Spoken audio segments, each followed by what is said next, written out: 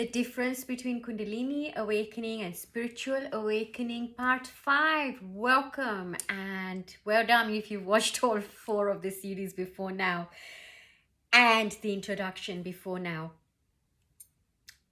Now that we've understood and we've had an overview of exactly what each one of these does in relation to one another, right?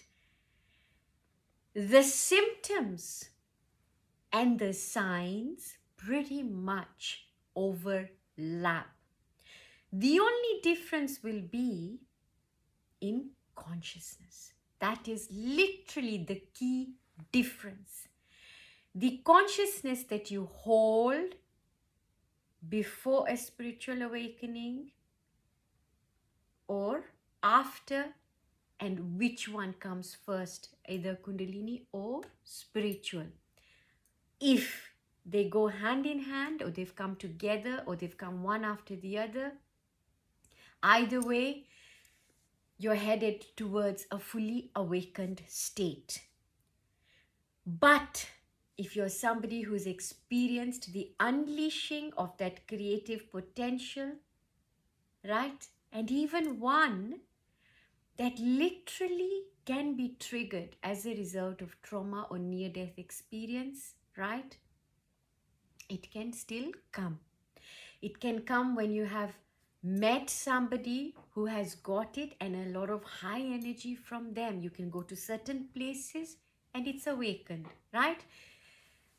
Now, when this happens and you don't know, it can become problematic. But if you've gone to a place with that kind of vibe, right, chances are that you called it upon yourself anyway. How does all this fit into that we call upon the experiences we are having, yeah? That we choose the lives we have, including what experiences we have, including whether my Kundalini is meant to be awakened or not, yeah? This is why most of you who've been here a while and those of you who know, I always say that wherever you are is exactly where you're meant to be, right? Where you chose to be, more importantly, right? You chose to experience that consciousness at that time and you're in it. You're experiencing it. Now, the physical symptoms, the heat in the spine, the cold, the warm, yeah?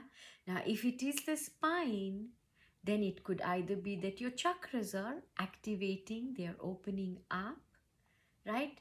All these various sensations, but may not necessarily be that your Kundalini has fully awakened. It could be stirring. Yeah. So many of us are on the path of spiritual awakening and have got their lives turned upside down, or some of you are still able to function normally, probably still in the same jobs, probably still in the same cycles or circles of friends, people, yeah? Now, if you put a Kundalini awakening, right? It's a completely different ball game when you add that to a spiritual awakening, because it amplifies it. So most of you know what the signs and symptoms are. Some of them are in most of my videos. Have a look. But you add a Kundalini awakening and it totally amplifies every sign or symptom of a spiritual awakening. Although the spiritual awakening will have the consciousness, right? So you could call that the spiritual awakening is that potential. It's basically the essence, right? Or to create, the essence from which the will to create comes. And the Kundalini is the very own, that is the creative force. That's what's going to bring this into action.